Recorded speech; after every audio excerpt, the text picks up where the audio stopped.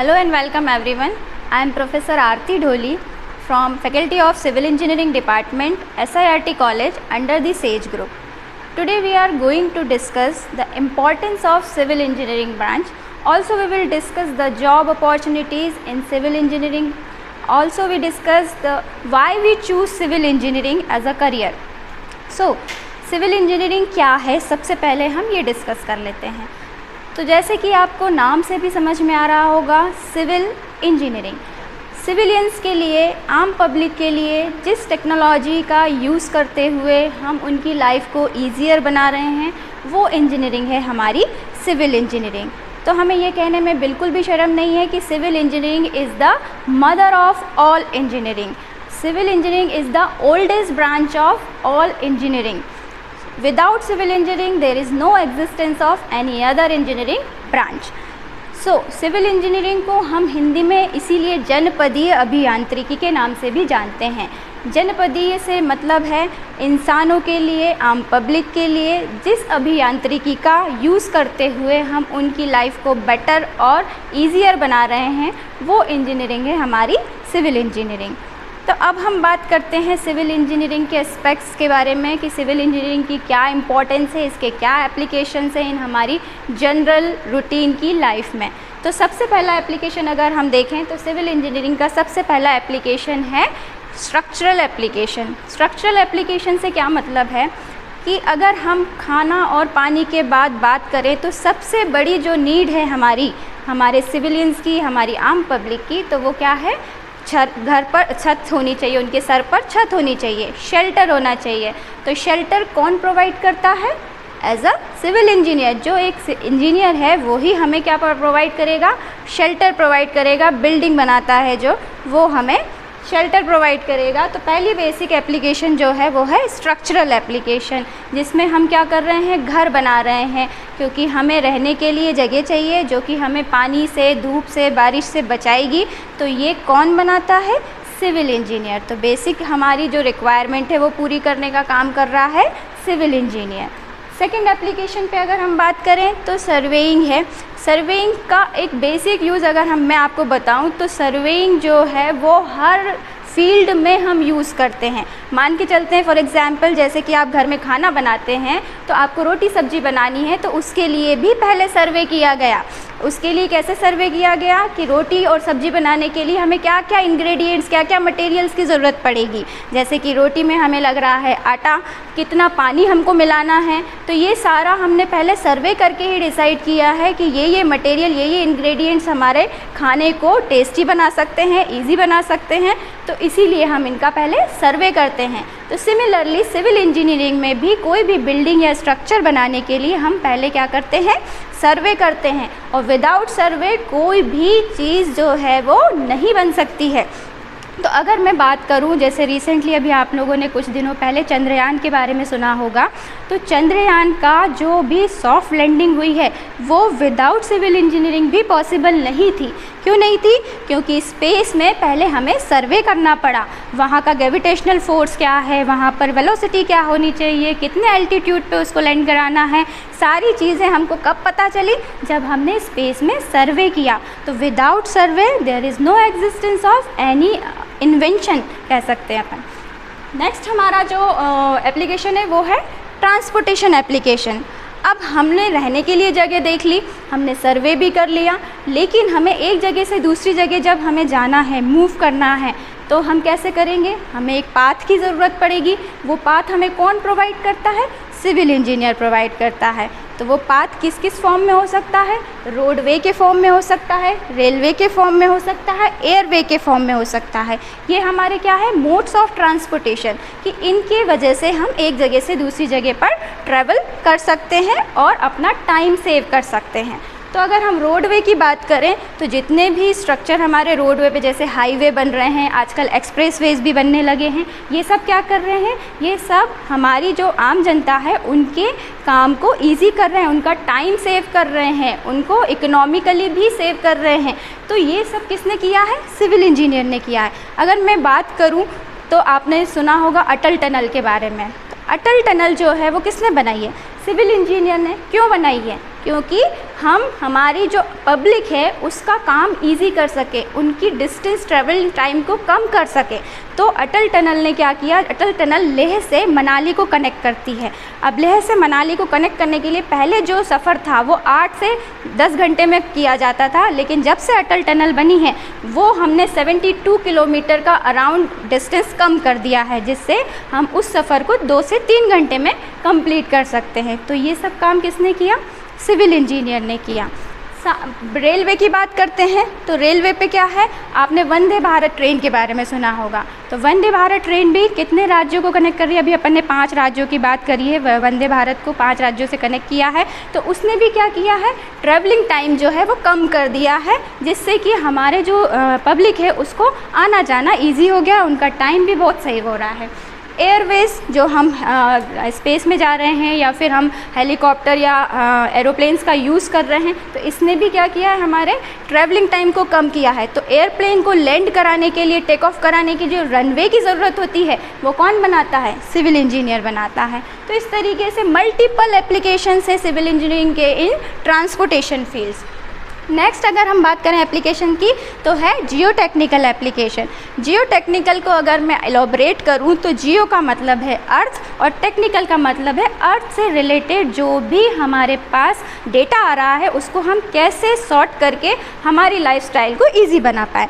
तो इसका अगर हम जनरल एप्लीकेशन देखें तो एग्रीकल्चरल पर्पस के लिए जियो टेक्निकल एप्लीकेशन जो है बहुत यूज़फुल है। एग्रीकल्चर में क्यों, क्योंकि एग्रीकल्चर में हम जो सॉइल यूज़ कर रहे हैं, सॉइल का हम एक्सप्लोरेशन करेंगे, सॉइल का स्टेबलाइजेशन अगर हम करेंगे तो हमारी जो पैदावार होगी वो और अच्छी होगी।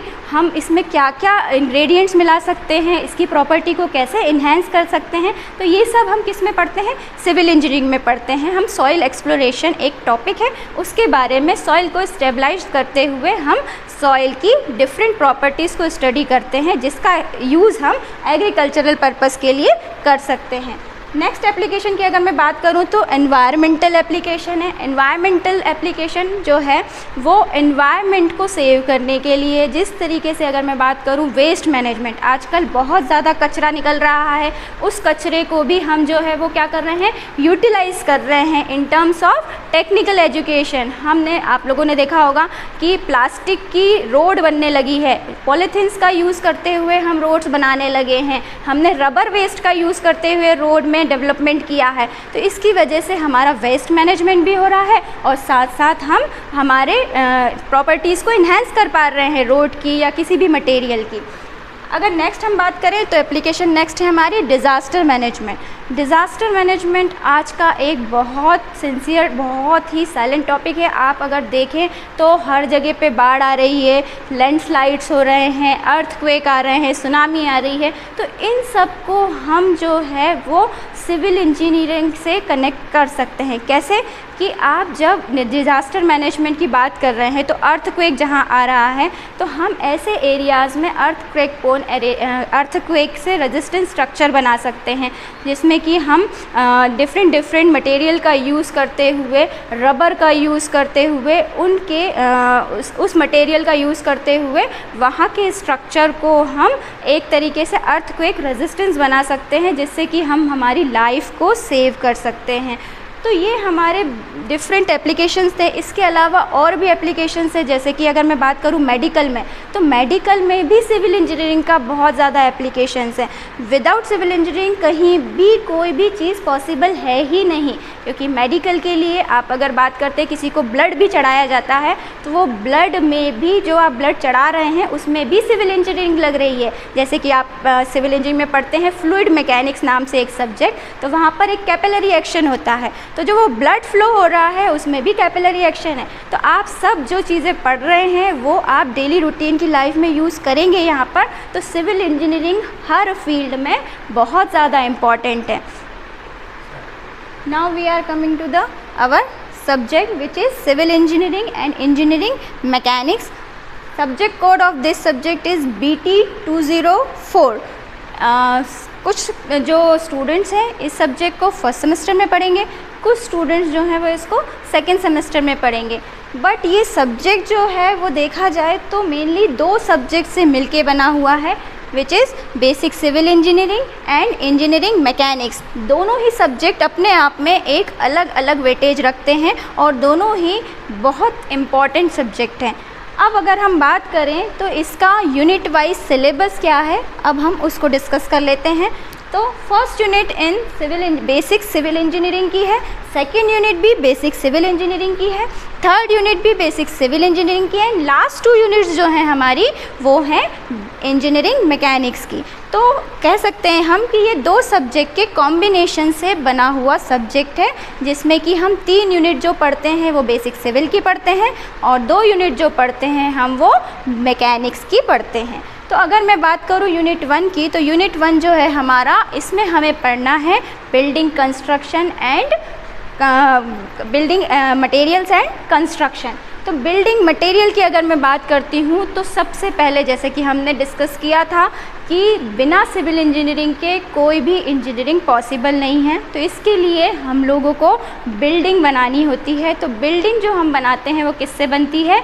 सबसे पहले हमें मटेरियल की रिक्वायरमेंट होगी, मटेरियल के बाद हम उन मटेरियल्स का यूज़ करते हुए कंस्ट्रक्शन स्टार्ट करेंगे और उसके बाद हमारा स्ट्रक्चर कंप्लीट होगा। तो हमको सबसे पहले यूनिट 1 में क्या पढ़ना है, कौन कौन से बिल्डिंग मटेरियल्स हैं जिनको कि हम यूज़ करते हैं।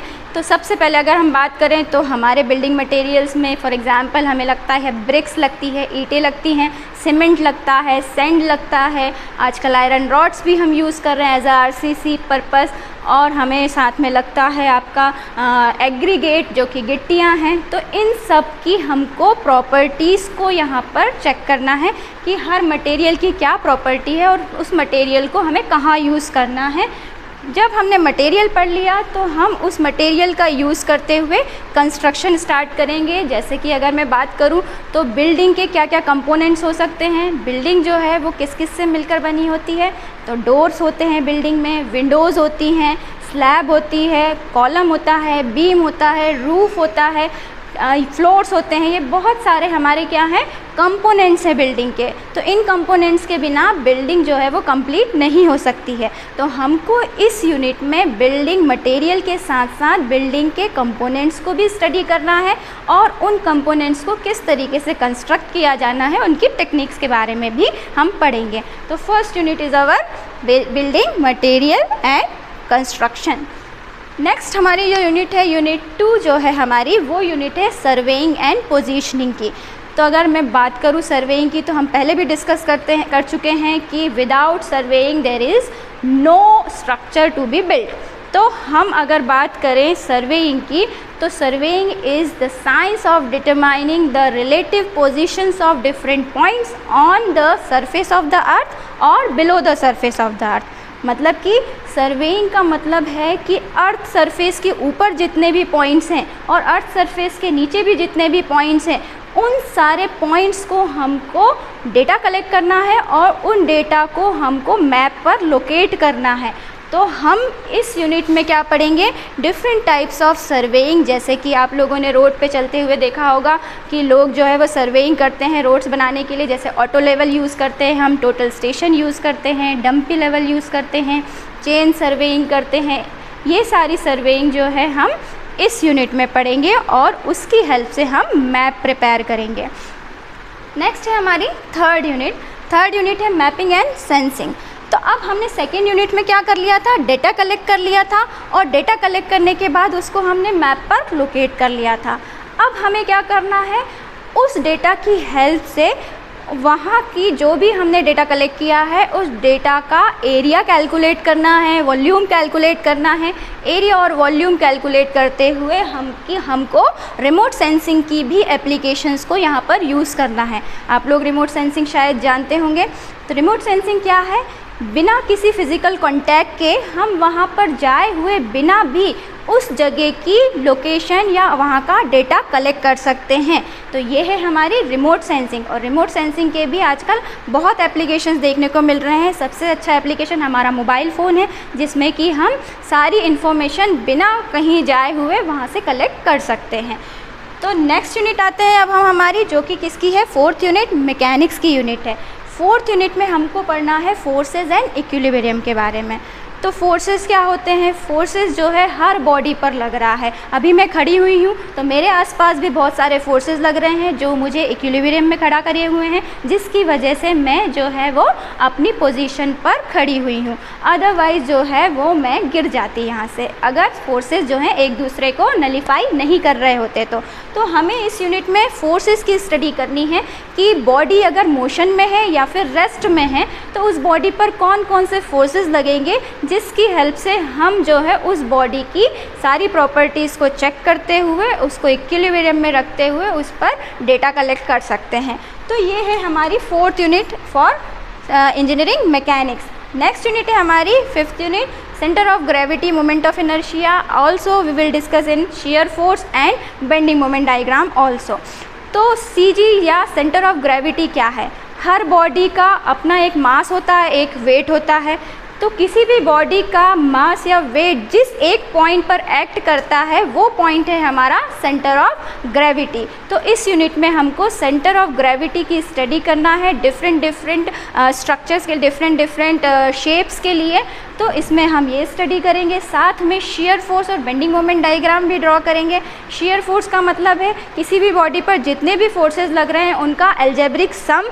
सिमिलरली बेंडिंग मोमेंट का मतलब है जितने भी फोर्सेस लग रहे हैं हमारे किसी भी बीम पे या फिर किसी भी कॉलम पे, तो उसका बेंडिंग मोमेंट ड्रॉ करना है। तो बेंडिंग मोमेंट जो है वो algebraic sum of all the moments है किसी भी बॉडी पर। तो इन सब के बारे में हम पढ़ेंगे, जिससे कि हमें डिफ्लेक्टेड शेप पता चलेगा हमारे स्ट्रक्चर का, कि स्ट्रक्चर किस तरीके से रिएक्ट कर रहा है अंडर लोडिंग। जैसे अगर मैं बात करूँ, ये मेरा हाथ है, अगर मेरे हाथ पे यहाँ से मैं लोड लगाती हूँ तो लोड की वजह से ये कैसे बेंड हो रहा है, यहाँ बेंड हो रहा है। तो इसकी बेंडिंग की हमको ड्रॉ करनी है कि ये किस तरीके से बेंड हो रहा है, इस पे कितना डिफ्लेक्शन आएगा, क्या मोमेंट जनरेट होगा, जिसकी वजह से हम हमारे स्ट्रक्चर को गिरने से बचा सकते हैं। जैसे कि आप लोगों ने आजकल देखा होगा आरसीसी मटेरियल आ गया है। तो आरसीसी का हमने यूज़ क्यों किया है? क्योंकि पहले जो हम पीसीसी यूज़ करते थे, प्लेन सीमेंट कंक्रीट यूज़ करते थे, उसमें बेंडिंग और डिफ्लेक्शन के चांसेस बहुत आते थे। तो उसको ओवरकम करने के लिए हमने एक नया मटेरियल बनाया जिसको हम बोल रहे हैं आरसीसी। आरसीसी में हम क्या कर रहे हैं, रीइंफोर्समेंट यूज़ कर रहे हैं। रीइंफोर्समेंट क्या है? एक तरीके की रीइंफोर्समेंट को हम अगर जनरली समझें तो हम हमारी बॉडी को क्या कर रहे हैं, प्रॉपर्टी उसकी इन्हेंस कर रहे हैं। कैसे कर रहे हैं? विथ रीइंफोर्समेंट लगा के। रीइंफोर्समेंट किसका? स्टील बार्स का। क्योंकि जैसे कि अगर हम हमारी बॉडी की बात करें, जैसे मेरी बॉडी में आप लोग देख रहे होंगे कि आपके यहाँ बोन्स भी हैं आपकी बॉडी में और मांस भी है, मसल्स भी हैं। तो अगर विदाउट बोन्स आप अपनी बॉडी को देखेंगे तो ये किसी भी काम की नहीं होगी, एक तरीके से रबर हो जाएगी, इलास्टिक हो जाएगी। लेकिन बोन्स की वजह से इसमें क्या आ रहा है, डेंसिटी आ रही है। तो डेंसिटी हमें कौन प्रोवाइड कर रहा है? यहाँ पर बोन्स प्रोवाइड कर रही है। सिमिलरली स्ट्रक्चर में, आरसीसी स्ट्रक्चर में हमें जो स्टील है वो डेंसिटी प्रोवाइड कर रहा है और साथ साथ इसकी स्ट्रेंथ को बढ़ा रहा है। स्ट्रेंथ बढ़ाने से क्या हो रहा है, इसमें डिफ्लेक्शन के चांसेस जो है वो कम हो रहे हैं, बॉडी जो है वो बेंड नहीं हो रही है। तो इस वजह से हमने ये आरसीसी मटेरियल बनाया है। और कंक्रीट जो था हमारा एक ब्रिटल मटेरियल था जो कि लोड की वजह से इजीली झड़ जाता था। लेकिन अगर हम आरसीसी की बात कर रहे हैं तो आरसीसी में जो स्टील है उसकी टेंसाइल स्ट्रेंथ बहुत अच्छी है। टेंसाइल स्ट्रेंथ अच्छी होने की वजह से ये जो टेंसाइल लोड आता है इसको स्टील कैरी कर लेता है और जो कंप्रेसिव लोड आता है उसको कंक्रीट कैरी कर लेता है, जिससे कि दोनों के कॉम्बिनेशन से हमें एक ऐसा स्ट्रक्चर मिलता है जो कि टेंसाइल और कंप्रेसिव दोनों तरीके के लोड को जो है इजीली बियर कर लेता है। इसीलिए हम आजकल आरसीसी स्ट्रक्चर्स जो है वो ज़्यादा प्रेफरेबल हैं। तो ये हमारा इंट्रोडक्शन था हमारी 5 यूनिट का। अब हम अगर बात, this is a integrated subject, so the total marks for this subject is 150 and the distribution for theory is 100 and practical for 50। तो 100 जो थ्योरी है इसको भी हमने बाइफरकेट किया है, जिसमें कि 70 मार्क्स जो हैं आपके वो हैं आपका आरजीपीवी का एग्ज़ाम जो आप देते हैं। तो ये जो मार्क्स हैं वो ओनली आप पर डिपेंड करते हैं कि आप किस तरीके से पढ़ रहे हैं, आपने क्या स्टडी की है, कितना थोरो नॉलेज लिया है आपने। तो ये 70 मार्क्स जो है वो आपके प्योरली आपके सब्जेक्ट नॉलेज पर डिपेंड करते हैं। फिर इसमें हम बात करें तो 30 जो मार्क्स हैं, 30 मार्क्स को भी बाइफरकेट किया है 20 और 10 में। तो 20 मार्क्स जो हैं वो है आपके मिड सेमेस्टर एग्ज़ाम्स के, जो कि मिड सेम हम 2 टाइप से लेते हैं, 2 बार लेते हैं हम mid sem. First mid sem भी आपका 20 मार्क्स का है, सेकेंड मिड सेम भी आपका 20 मार्क्स का है। आप अगर दोनों मिड सेम एग्ज़ाम देते हैं तो दोनों में से जो बेस्ट ऑफ 2 होगा वो आपका RGP भी जाएगा, और अगर आप एक में ही अपीयर होते हैं तो ओनली एवरेज मार्किंग की जाएगी आपकी। 10 मार्क्स जो हैं वो है आपके क्लास के परफॉर्मेंस के। क्लास परफॉर्मेंस मीन्स आप क्या अटेंडेंस दे रहे हैं, कितना आपने सेशनल्स दिया हुआ है, असाइनमेंट वर्क किया हुआ है, क्लास में किस तरीके से ट्यूटोरियल्स किए हुए हैं, टीचर ने आपको जो काम दिया है वो आपने अच्छी तरीके से किया है या नहीं किया है। तो ये जो मार्क्स हैं आपके अटेंडेंस और क्लास परफॉर्मेंस पर है। अब हम बात करते हैं प्रैक्टिकल की। तो प्रैक्टिकल का भी बाइफरकेशन जो है वो है 30 मार्क्स का और 20 मार्क्स का। तो 30 मार्क्स जो हैं आपके वो है एक्सटर्नल वाइवा के, जो कि एंड में आपका एक्सटर्नल आता है दूसरे कॉलेज से, वो आपका मार्किंग करता है। तो ये 30 मार्क्स जो है वो एक्सटर्नल वाइवा के हैं। 20 मार्क्स जो हैं वो है आपके प्रैक्टिकल क्विज़ के, साथ ही साथ इसमें जो आप लैब रिकॉर्ड बनाते हैं, लैब की अटेंडेंस के, तो ये सारे जो मार्क्स हैं आपके ये हैं टोटल 50। तो 50 + 100 मिलके टोटल आपको इस सब्जेक्ट में 150 मार्क्स का आपको पूरा टोटल सब्जेक्ट है ये आपका। तो ये सब्जेक्ट जो है वो एक तरीके से बहुत इम्पॉर्टेंट है, नंबर के एस्पेक्ट से भी, नॉलेज के एस्पेक्ट से भी, और जॉब अपॉर्चुनिटी के एस्पेक्ट से भी। अगर मैं सिविल इंजीनियर्स की बात करूं तो सिविल इंजीनियरिंग के लिए ये जो सब्जेक्ट है बहुत सारी जॉब अपॉर्चुनिटी लेके आता है इन डिफरेंट फील्ड्स। अगर मैं बात करूं गवर्नमेंट सेक्टर की, तो सिविल इंजीनियर लोग जो हैं वो गवर्नमेंट सेक्टर में जैसे कि बहुत सारे PSUs एग्ज़ाम्स निकालती है। इसके अलावा आप अगर PWD की बात करें, PHE डिपार्टमेंट की बात करें, तो ये सारी जो अपॉर्चुनिटीज़ है आपको वो किस में मिलेंगी, सिविल इंजीनियरिंग में मिलेंगी। साथ ही साथ अगर हम प्राइवेट सेक्टर की बात करें तो प्राइवेट सेक्टर्स में भी बहुत बड़ी बड़ी कंपनीज़ हैं, जैसे कि L&T हो गई, गैमन इंडिया हो गई, अल्ट्राटेक हो गई। ये सारी कंपनीज़ जो हैं वो प्राइवेट इंजीनियर भी अफोर्ड करती हैं। इसके अलावा अगर अपन एंटरप्रेन्योर की बात करें तो आप अपना खुद का बिजनेस भी सिविल में स्टार्ट कर सकते हो, ठेकेदारी कर सकते हैं, हम लोग कंसल्टेंसी स्टार्ट कर सकते हैं। कंसल्टेंसी के अलावा हम दूसरे किसी ऑफिसेस को सपोर्ट कर सकते हैं, हम फ्रीलांसिंग काम भी कर सकते हैं। इसमें हम नक्शे बना सकते हैं, उन नक्शे से हम ड्राइंग बना के हम जो दूसरे गवर्नमेंट ऑफिसेस हैं उसमें प्रोवाइड कर सकते हैं। तो बहुत सारी जॉब अपॉर्चुनिटीज़ जो है वो सिविल इंजीनियरिंग में आपको देखने को मिलती हैं। अभी आप देख रहे होंगे कि मेट्रो का काम भी स्टार्ट होने जा रहा है, तो मेट्रो में बहुत सारे सिविल इंजीनियर्स की रिक्वायरमेंट लगेगी। तो आप अगर देखें तो आगे का जो फ्यूचर है आपका सिविल इंजीनियर का वो बहुत ज़्यादा ब्राइट है। तो आप लोग प्लीज़ सिविल इंजीनियरिंग को एज अपनी जॉब अपॉर्चुनिटी के लिए देखें या जॉब करियर के लिए देखें, तो बहुत अच्छी ब्रांच होगी सिविल इंजीनियर। तो किसी भी किसी भी पर्सन को अगर घर बनाना है तो सबसे पहले वो अपना घर बनाएगा, अपने घर से ही स्टार्ट करेगा, तो अपने घर को ही अच्छा बनाएगा तो सामने उसके पास और ज़्यादा ऑप्शंस खुलेंगे। तो हमको ये देखना है कि हम हमारे नेशन को कैसे प्राउड फील करा सकते हैं। तो सिविल इंजीनियरिंग के थ्रू हम हमारे नेशन को प्राउड फील करा सकते हैं।